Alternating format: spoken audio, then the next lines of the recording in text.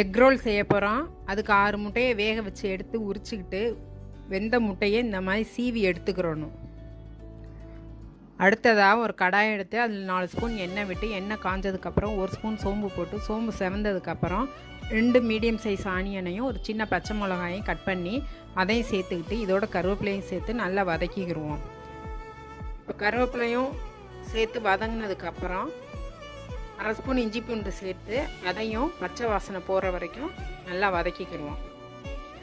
பச்சை வாசனை போனதுக்கப்புறம் 1/2 ஸ்பூன் மிளகாத்தூள், 1 ஸ்பூன் மல்லித்தூள், கரம் மசாலா 1/4 ஸ்பூன், சீரகத்தூள் 1/4 ஸ்பூன், அதோட சீவி வச்சுருக்க முட்டையும் சேர்த்துக்கணும்.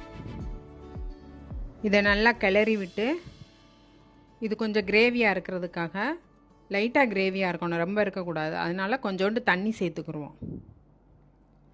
இப்போ இதை நல்லா கிளறி தனியாக எடுத்து வச்சுருவோம். தேவையான அளவு உப்பு சேர்த்து கிளறி விட்டு தனியாக எடுத்து வச்சுருவோம். அடுத்ததாக ஒரு இட்லி பாத்திரத்தில் நம்ம எடுத்து வச்சுருக்க ப்ரெட்டெல்லாம் இந்த மாதிரி வச்சு ஒரு 3 நிமிஷம் வேக வச்சு எடுக்கணும். அப்போ தான் இது நல்லா தேய்க்க வரும். இதை நம்ம எடுத்துட்டு ஓரங்களை ஃபுல்லும் கட் பண்ணிடணும். இந்த மாதிரி ப்ரெட்டோட 4 பக்கமும் கட் பண்ணி எடுத்துக்கிறணும். எடுத்துட்டு நம்ம தேய்ச்சாதான் தேய்ச்சி மடிக்கிறதுக்கு நல்லா ஈஸியாக வரும். இப்போ இந்த மாதிரி சப்பாத்தி கட்டையில் வச்சு தேய்க்கணும். தேய்ச்சி எடுத்துட்டு நம்ம கிரேவி செஞ்சு வச்சுருக்கோம்ல, அதை நடுவில் வச்சு இந்த மாதிரி ரோல் பண்ணி எடுத்துக்கிறணும். நம்ம நல்லா அமுக்கி ரோல் பண்ணணும்.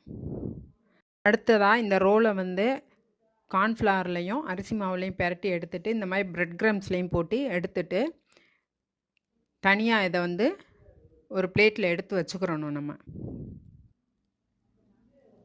அடுத்ததாக எண்ணெயை காய வச்சு எண்ணெய் காஞ்சதுக்கப்புறம் மெதுவாக இதை நம்ம அந்த எண்ணெயில் சேர்க்கணும்.